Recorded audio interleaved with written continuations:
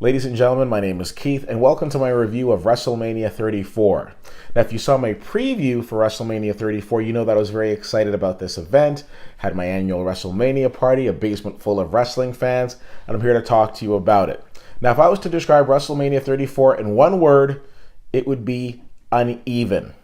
Uneven because the booking tonight was very uneven. Sometimes it worked, sometimes it didn't. So let's talk about it. Of course, the pre-show started off. We had the men's battle royal, otherwise known as the Andre the Giant battle royal.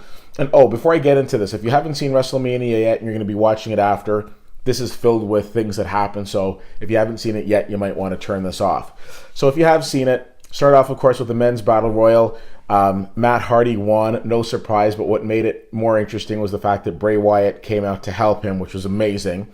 Then we had, of course, the Cruiserweight Championship, which I wasn't very interested in because I don't watch a lot of 205 Live.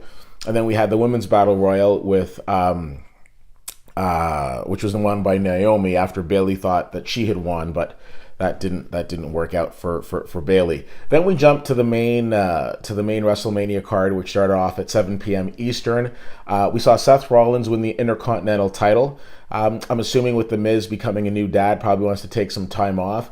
Disappointed that Finn Balor didn't come out as the Demon King, but maybe there's an opportunity for that to happen in the next little while.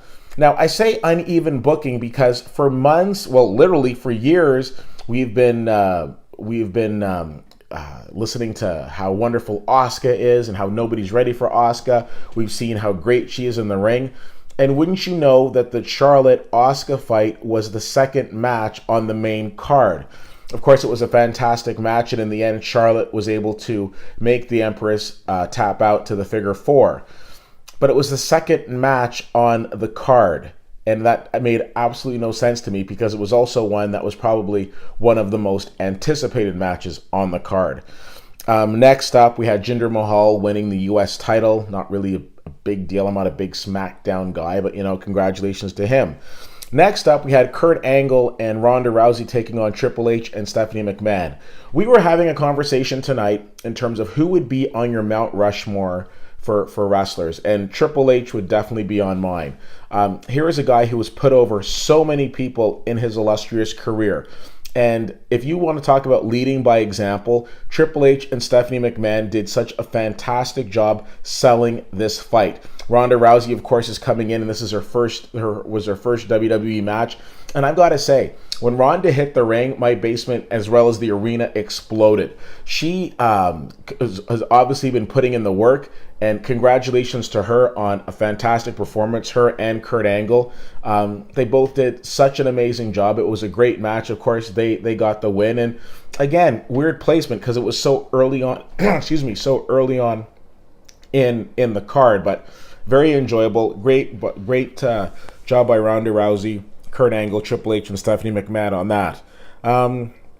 Next up on the SmackDown side, the Bludgeon Brothers won the tag team title.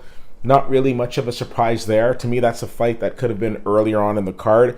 The New Day and the Usos offered up little resistance to the Bludgeon Brothers. And then The Undertaker made his long-awaited return and took on John Cena and defeated him pretty quickly. So I think the fight was pretty much done in like under 3 minutes. So Daniel Bryan returned triumphantly with Shane McMahon and took out Kevin Owens and Sami Zayn. So expect to see Kevin Owens and Sami Zayn show up on Raw, if not NXT.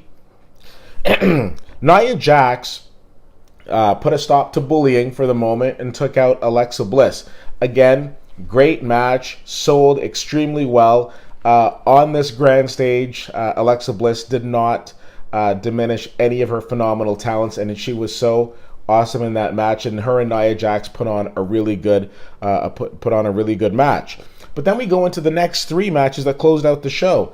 AJ Styles and Shinsuke Nakamura was supposed to be like this dream match, but it wasn't.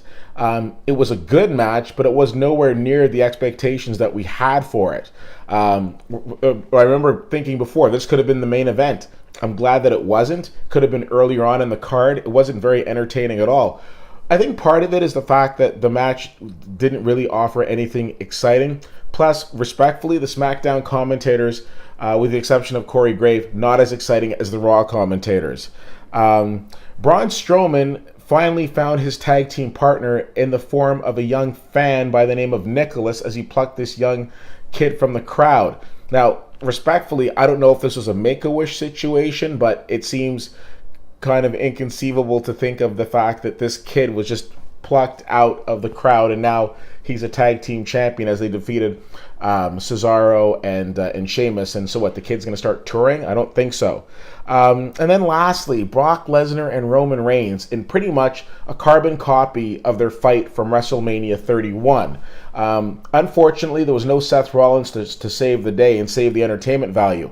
It is a sad state of affairs when you're watching the main event of WrestleMania and you hear a boring chant, and then instead of hearing "this is awesome," you're hearing "this is awful."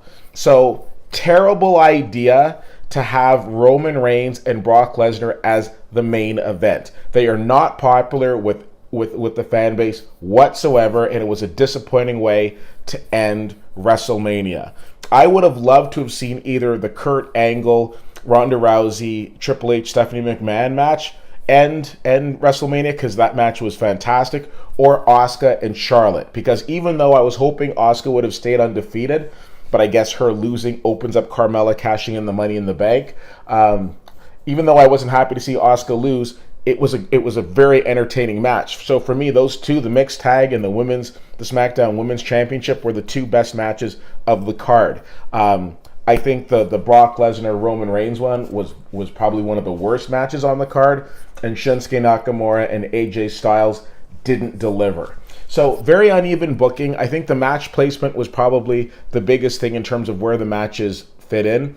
Alexa Bliss and Nia Jax did a really great job. Even Braun Strowman brought some entertainment value, but the matches that we were pushed to think would have been really great with those two championship matches really weren't. Definitely not the worst WrestleMania that I've ever seen, but definitely not the best either. If you had the chance to see WrestleMania 34, what did you think? Let me know. CFL_fan on Twitter, Facebook.com/WheatyWhittier and WheatyWhittier.com. Thanks so much for checking this out. Looking forward to Raw tomorrow, which is probably the most crazy Raw of the year, and hopefully we'll get some interesting aspects from a WrestleMania Fallout perspective. Because again, a really weird way to end the night with Brock Lesnar winning and Roman making the long walk up the ramp. So it'll be interesting to see what happens next. Thank you so much for checking this out. My name's Keith, and I'll talk to you soon.